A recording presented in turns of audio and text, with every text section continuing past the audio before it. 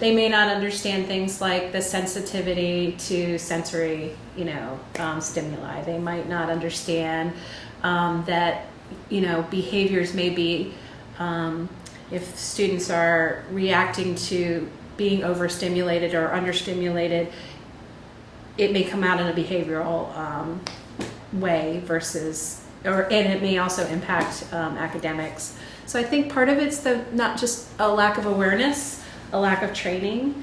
One of the challenges with it is because the accommodations are really going to depend on the severity of the disorder, where they are on the spectrum, because it's considered a spectrum disorder. And the majority of kids, around 70% or so of kids with autism, also have some type of intellectual disability or severe learning issue.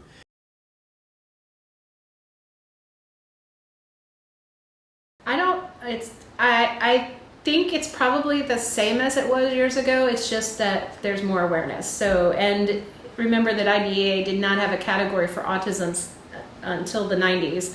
So in the 1990s, when it had its separate category, more individuals were being moved to that. There was a misdiagnosis previously where a lot of individuals with ASD were put in the category of intellectual disabilities, and now they have their own category, and so that category is growing and the numbers are growing, but I think it's more just awareness. And so I think it's more important, rather than looking at the label, it's more important to look at the person and what that person needs and what would be most beneficial for that.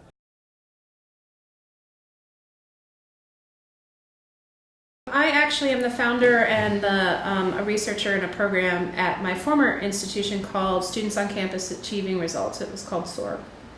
And it was a collaboration between the area special ed unit and the university, and we started a program for individuals in their last 2 years of high school, 18 to 21, and the goal of that program was for vocational training. Well, I started out as a special education teacher, and at that time, because it was in the late 70s, autism was not identified as its own category under special education law. And so I worked with kids with what were considered severe emotional and behavior problems. And at that time, kids with autism were lumped under that category.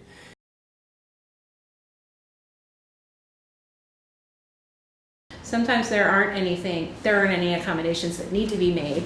But it's just at that level, it's more important for the students to advocate for themselves and talk to their professors. If there's not accommodations that they need on a regular basis, to go to the professors and say, hey, I have this issue with noise or sound, or I need written directions, or I need you to tell me when something's going to change. So at that point, it's more of the student's responsibility to advocate for themselves, I think. In the school system, the accommodations are required by law. And then when they become adult, they're required by law also with the American with Disabilities Act. So do we do a good job with it? I think we do a good job with some of it.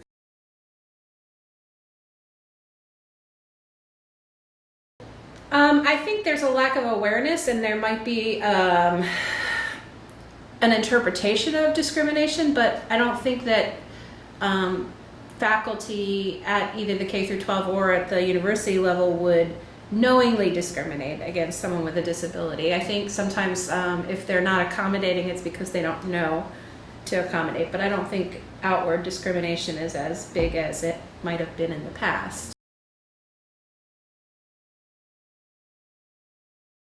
Yes, the law requires it. The American with Disabilities Act that was passed in 1992 requires that anyone with a disability continue to get accommodations if they have an identified disability. So not only is it necessary, but it's required by law.